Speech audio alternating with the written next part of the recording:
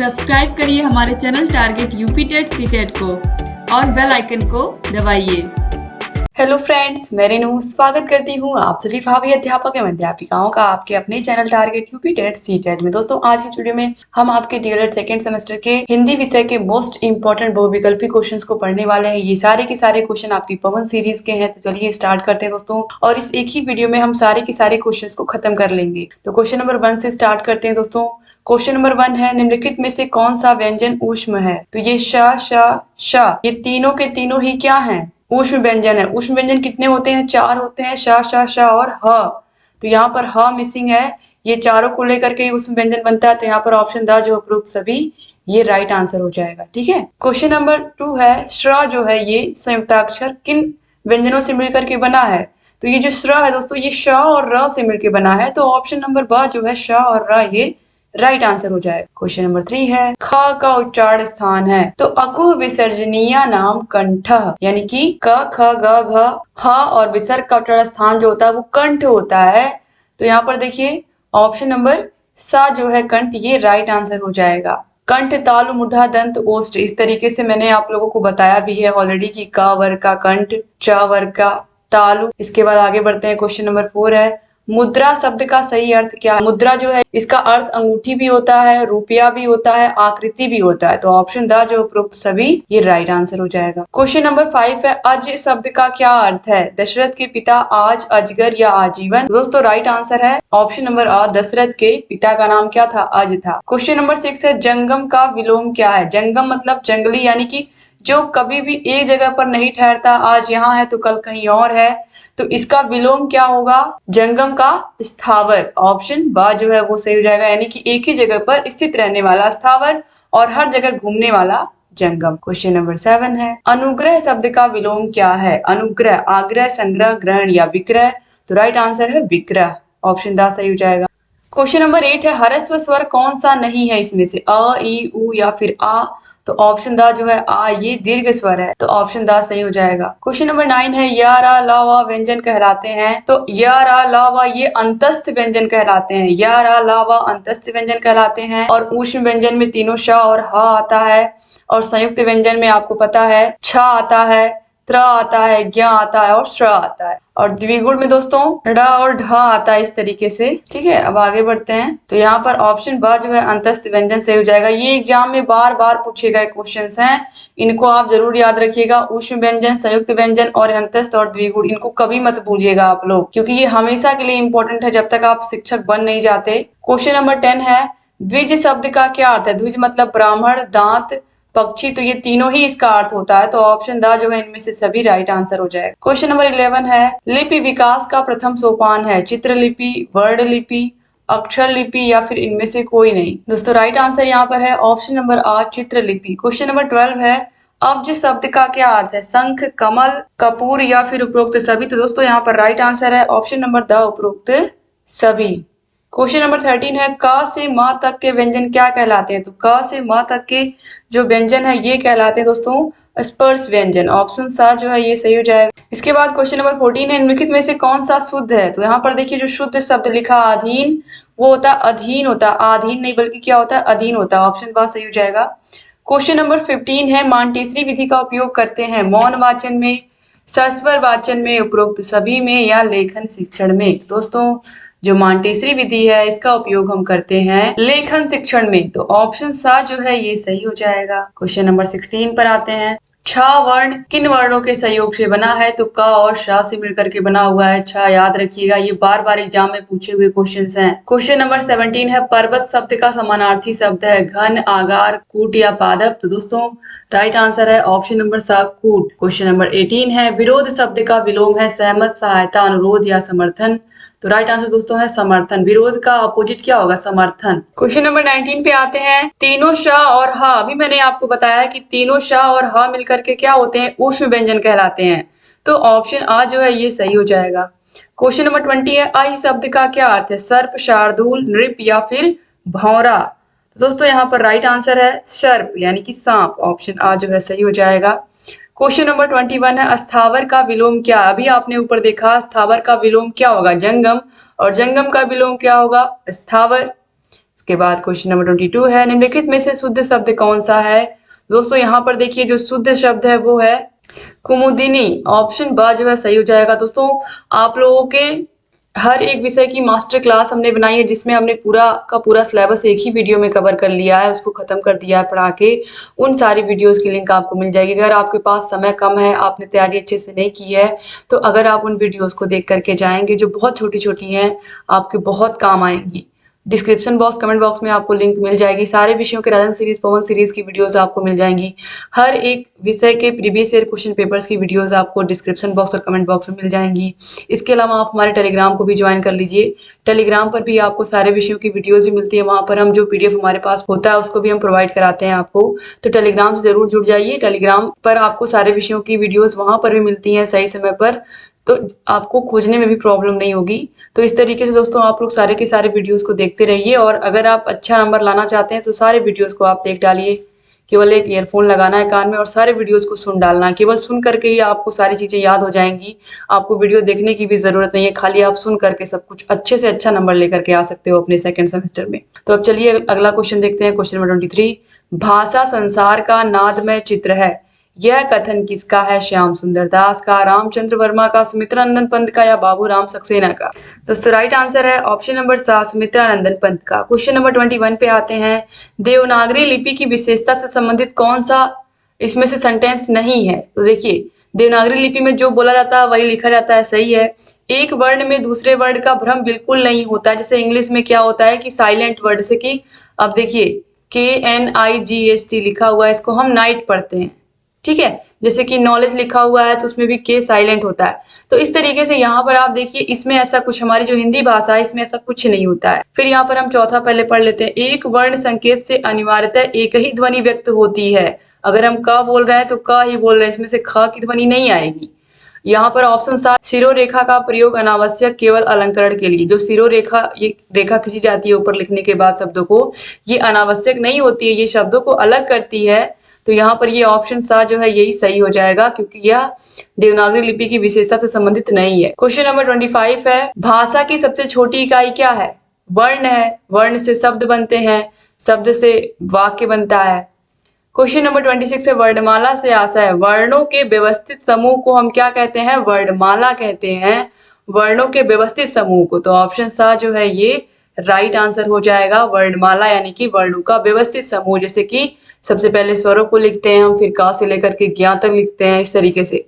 Question number 27 है, हिंदी भाषा में मूलतः वर्णों की संख्या मानी जाती है 52, 52 अक्षर। ऑप्शन ब सही हो जाएगा। क्वेश्चन नंबर 28 है, अयोगवाह है विसर्ग, अल्प प्राण, महाप्राण या संयुक्त व्यंजन। तो अयोगवाह दोस्तों हम कहते हैं विसर्ग को। ऑप्शन आ जो है विसर्ग को हम क्या कहते हैं, अयोगवाह कहते हैं। क्वेश्चन नंबर 29 है, ड़ और ढ, ये जो वर्ड है ड और ढ, ये क्या है, ये उत्क्षिप्त व्यंजन कहलाते हैं या द्विगुण व्यंजन भी इनको कहते हैं। दोनों ही इन्हीं के नाम है, कंफ्यूज मत होइएगा आप लोग। उत्क्षिप्त व्यंजन या द्विगुण व्यंजन इनको हम कहते हैं। क्वेश्चन नंबर 30 है, श का उच्चारण स्थान क्या है दोस्तों। तो श का जो उच्चारण स्थान है वो तालु है। ऑप्शन सा जो है ये सही हो जाएगा। क्वेश्चन नंबर 31 पे आते हैं, आनंद का विलोम है। आनंद का विलोम क्या होगा, यहाँ पर पूछा है। विष, अवनि, विषाद, अर्पण। तो राइट आंसर होगा आनंद का विषाद। जैसे कि हर्ष होता है, हर्ष का मतलब भी खुशी होती है, विषाद का मतलब दुख होता है। क्वेश्चन नंबर 32 है, शुद्ध वर्तनी वाला शब्द है श्रृंगार। श्रृंगार इस तरीके से लिखते हैं दोस्तों, यहाँ पर अच्छे से आप लोग देख लीजिए। ऑप्शन श, ये श्रृंगार सही है। इसमें बच्चे बहुत गलती करते हैं, इस तरीके से होता है दोस्तों, ठीक है। ये आधा श्र होता है, ये पूरा नहीं होता है। ये श्रृंगार बिल्कुल सही लिखा हुआ है ऑप्शन नंबर सा में। इसके बाद आगे बढ़ते हैं। क्वेश्चन नंबर 33 है, द्विज शब्द का क्या अर्थ होता है। दांत, पक्षी, ब्राह्मण, अभी आपने देखा है। तो राइट आंसर क्या हो जाएगा, ऑप्शन नंबर द, इनमें से सभी। द्विज शब्द याद रखिएगा, इसका अर्थ दांत भी होता है, ब्राह्मण भी होता है और पक्षी भी होता है। क्वेश्चन नंबर 34 है, कबीर के सूफी गुरु कौन थे। शेख तकी, अब्दुल समद, मोहम्मद गौस या फिर रहमान। दोस्तों राइट आंसर है ऑप्शन नंबर अ, शेख तकी। क्वेश्चन नंबर 35 है, क्या भूलूं क्या याद करूं की विधा है। संस्मरण, कहानी, आत्मकथा या यात्रा वृतांत। दोस्तों ये आत्मकथा है किसकी, हरिवंश राय बच्चन की। क्वेश्चन नंबर 36 है, मुंशी प्रेमचंद की वह रचना जो अधूरी रह गई थी, यानी कि उससे पहले ही उनकी मृत्यु हो गई थी। मंगलसूत्र, करबला, रंगभूमि, कर्मभूमि। राइट आंसर है मंगलसूत्र। ये जो इनकी रचना थी ये अधूरी रह गई थी। क्वेश्चन नंबर 37 है, घड़ी साज शब्द किस प्रकार का शब्द है? देशज शब्द है, शंकर शब्द है, विकारी या फिर रूढ़ शब्द है? इसमें से कौन सा दोस्तों? तो राइट आंसर हो जाएगा शंकर शब्द, ऑप्शन बा जो है सही हो जाएगा। क्वेश्चन नंबर 38 है, रसाल पर्यायवाची है दोस्तों, बहुत ही आसान सा प्रश्न है। कोयल, पान, आम या सगा भाई का? तो ये आम का पर्यायवाची है रसाल, आम्र भी बोलते हैं। क्वेश्चन नंबर 39 है, जिसका जन्म पहले हुआ हो उसको हम क्या कहेंगे? अनुज, अग्रज, भ्राता या पितामह दोस्तों?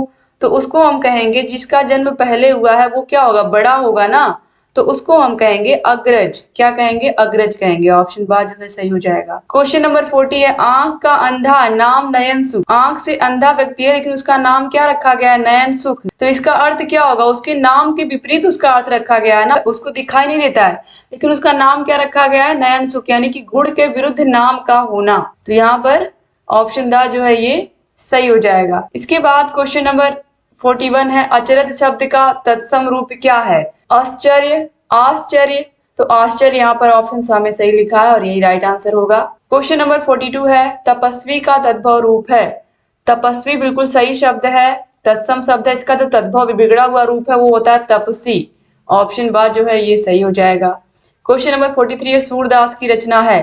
साहित्य लहरी, प्रेम वाटिका, दोहावली, झरना? तो राइट आंसर है साहित्य लहरी, ये सूरदास की रचना है, ऑप्शन आ जो है सही हो जाएगा। क्वेश्चन नंबर 44 है, प्राथमिक स्तर पर बच्चों में भाषा का विकास किया जाना चाहिए, वर्णमाला के द्वारा, लेखन के द्वारा, वार्तालाप के द्वारा या सुलेख के द्वारा? तो दोस्तों जो प्राथमिक स्तर होता है बच्चों का, कक्षा 1 से 5 तक की बात अगर हम करें तो बच्चों को हम वर्णमाला का ज्ञान कराते हैं। वर्णमाला से हम धीरे धीरे जब वर्णों को बच्चे पहचानने लगते हैं फिर हम उनसे शब्द बनवाते हैं, बिना मात्रा वाले शब्दों को बच्चों को पढ़ना सिखाते हैं, जैसे कि जल हुआ, भर हुआ, कल हुआ, इस तरीके से, ठीक है। फिर उसके बाद जब बच्चे इन वर्णों को पढ़ लेते हैं फिर इनसे हम वाक्य बनवाते हैं, बिना मात्रा वाले वाक्य, नल, पर, चल, जल, भर, इस तरीके से। फिर उसके बाद धीरे धीरे बच्चों को शब्दों का ज्ञान कराते हैं और जो जिनपे मात्राएं लगती हैं, आ की मात्रा, ई की मात्रा, ऊ की मात्रा, इस तरीके से बच्चों को फिर धीरे धीरे हम वार्तालाप भी करते हैं और बच्चों को वर्णमाला का ज्ञान भी देते हुए जाते हैं आगे आगे। धीरे धीरे वो अच्छे से सारे के सारे शब्दों को पढ़ना सीख जाते हैं जब वो धीरे धीरे अगली क्लास में पहुंचते हैं। तो इस तरीके से सबसे पहले हम वर्णमाला का ज्ञान उनको देते हैं, तो ऑप्शन आ जो है ये सही हो जाएगा।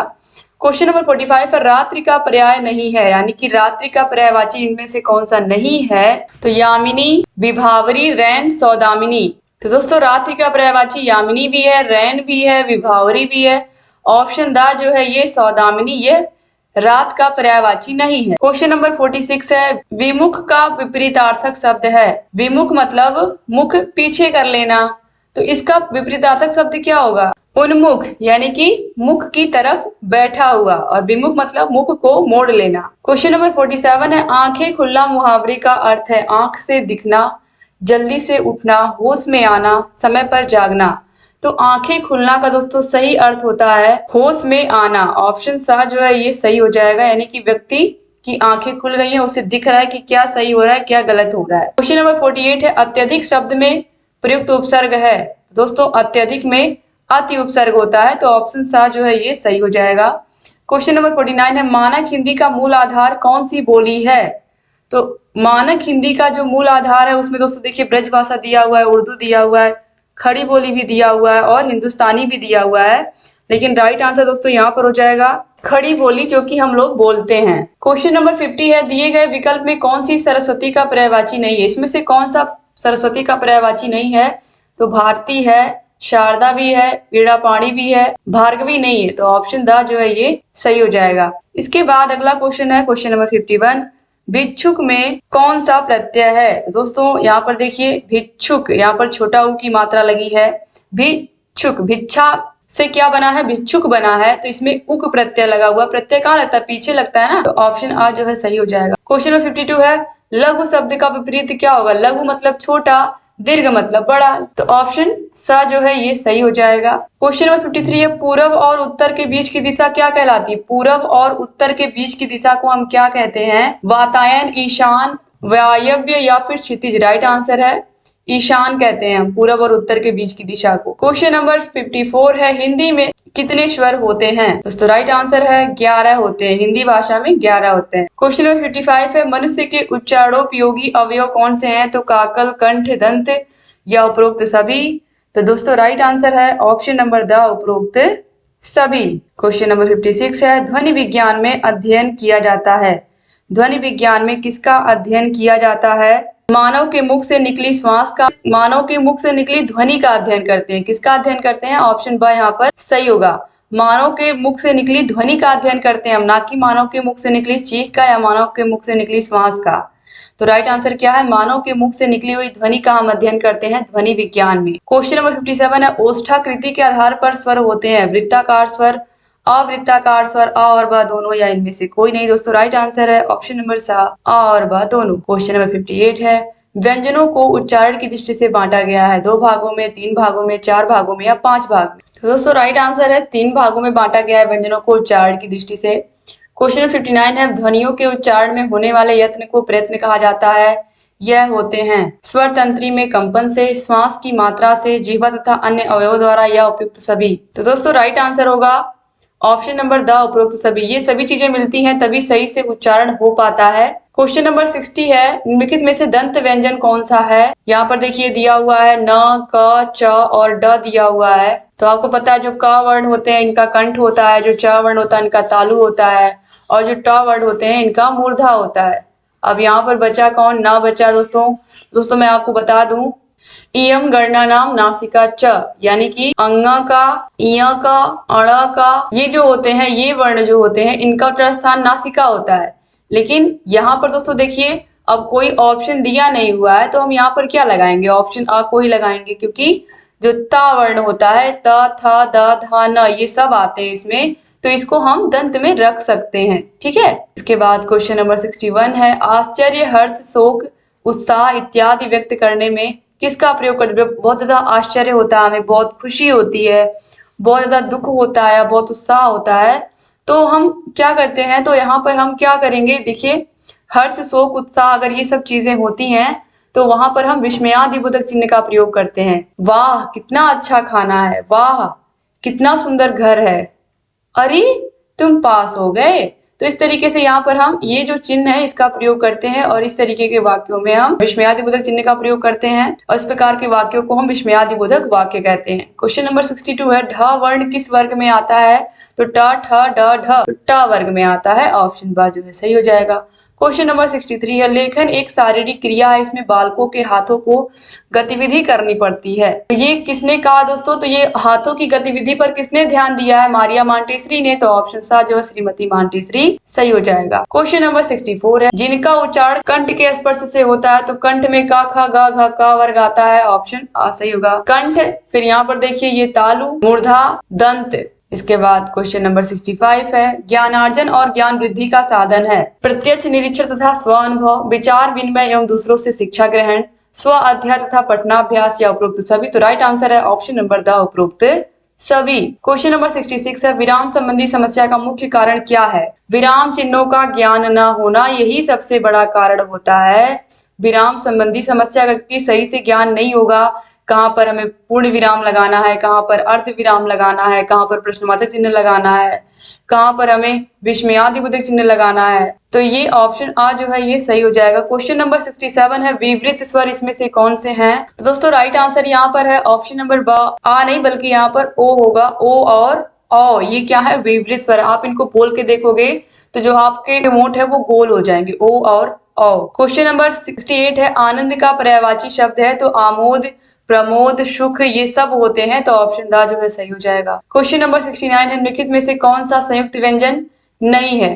तो छ भी है, त्र भी है और ज्ञ भी है, लेकिन ये इया संयुक्त व्यंजन नहीं है। क्वेश्चन नंबर 70 है, निम्नलिखित में से दीर्घ स्वर है, इसमें से दीर्घ स्वर कौन सा है? तो आ क्या है? दीर्घ है। ऑप्शन बा सही हो जाएगा। क्वेश्चन नंबर 71 पे आते हैं, जिसके उच्चारण में निचला ओंठ ऊपरी दांतों को स्पर्श करता है वह कौन सा है? वाह है, ब है या अ और ब दोनों, या इनमें से कोई नहीं। तो दोस्तों जो व होता है इसका जो उच्चारण स्थान होता है वकार से दंतोष्ठ, यानी कि दांत और ओंठ दोनों का यूज होता है। तो यहाँ पर ऑप्शन आ जो है ये सही हो जाएगा। इसके बाद क्वेश्चन नंबर 72 है, जो बहुत अधिक बोलता हो वाक्यांश के लिए प्रयुक्त होने वाला शब्द क्या है? जो बहुत ज्यादा बोलता है उसको हम कहते हैं वाचाल। ऑप्शन सा जो है ये सही हो जाएगा। 2016 में पूछा हुआ क्वेश्चन है। कितना आसान सा क्वेश्चन पूछा है। क्वेश्चन नंबर 73, जागृत शब्द का विलोम, जागृत मतलब जागने वाला, सुषुप्त मतलब सोने वाला। ऑप्शन बा जो है सही हो जाएगा। क्वेश्चन नंबर 74 है, सजग शब्द का पर्यायवाची नहीं है, चौकस, सचेत, सावधान या पहरेदार। तो ऑप्शन सा जो है पहरेदार, यह सजग का पर्यायवाची नहीं है। क्वेश्चन नंबर 75 है, महाकवि शब्द में प्रयुक्त समास कौन सा है? तो महाकवि में दोस्तों होगा कर्मधारय समास। ऑप्शन आ जो है ये सही जगह 2016 में देखिए पूछा हुआ क्वेश्चन है। क्वेश्चन नंबर 76 है, रानी केतकी की कहानी के रचयिता कौन है? रानी केतकी की कहानी के रचयिता है इंशा अल्लाह खां। इंशा अल्लाह खां। ऑप्शन सा जो है सही हो जाएगा। 2017 में पूछा हुआ क्वेश्चन है। क्वेश्चन नंबर 77 है, कवि शब्द का स्त्रीलिंग है। बहुत इंपॉर्टेंट क्वेश्चन है, मोस्ट इंपॉर्टेंट क्वेश्चन आपके आगे के एग्जाम के लिए भी। कवयित्री होता है, कवयित्री। और बच्चे क्या लगा के आते हैं? ये लगा के आते हैं, पूरी तरीके से गलत है।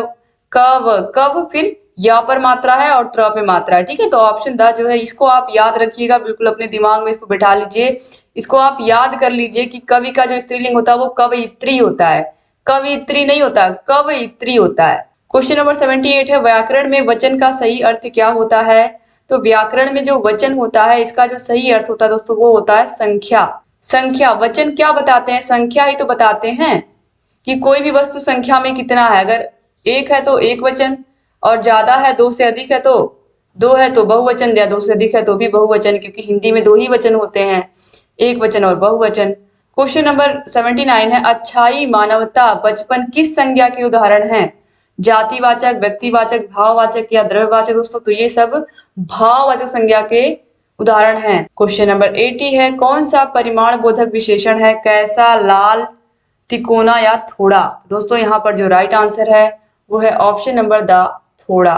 ये सारे के सारे क्वेश्चन पूछे हुए हैं। इस तरीके से आपने सारे के सारे क्वेश्चंस को यहाँ पर देख लिया, सारे के सारे क्वेश्चंस को पढ़ लिया, समझ लिया। आपके पवन सीरीज के सारे क्वेश्चन यहाँ पर कंप्लीट होते हैं दोस्तों। तो उम्मीद करती हूँ लघुत्तरीय क्वेश्चंस ऑलरेडी मैंने पहले पढ़ा दिया, उनको भी आप देख लीजिए। और सारे के सारे विषयों के राजन सीरीज, पवन सीरीज की वीडियोस अब कंप्लीट हो चुकी हैं, तो आप सबको देख सकते हो। अगर चैनल को सब्सक्राइब नहीं किया तो प्लीज तुरंत सब्सक्राइब भी कर दीजिए, ताकि जो भी नई वीडियोस हम बनाते हैं उसका नोटिफिकेशन आप लोग के पास समय से पहुंचे। समय से तभी पहुंचेगा जब सब्सक्राइब के बगल में आपको एक घंटी दिखेगी, उसको भी आप प्रेस करोगे, तभी आपको सारी वीडियो समय से मिल पाएंगी। वीडियो को शेयर कर दीजिएगा दोस्तों, और सारे वीडियोस को ऐसे ही देखते रहिए। और जहाँ कहीं कोई भी समस्या आ रही है बताते रहिए। सारे विषयों की लिंक आपको मिल जाएगी डिस्क्रिप्शन बॉक्स और कमेंट बॉक्स में। टेलीग्राम को भी ज्वाइन कर लीजिए, टेलीग्राम का भी लिंक मिल जाएगा आपको, और टेलीग्राम पर भी आपको बहुत सारी चीजें मिलेंगी। थैंक यू सो मच दोस्तों वीडियो को पूरा देखने के लिए।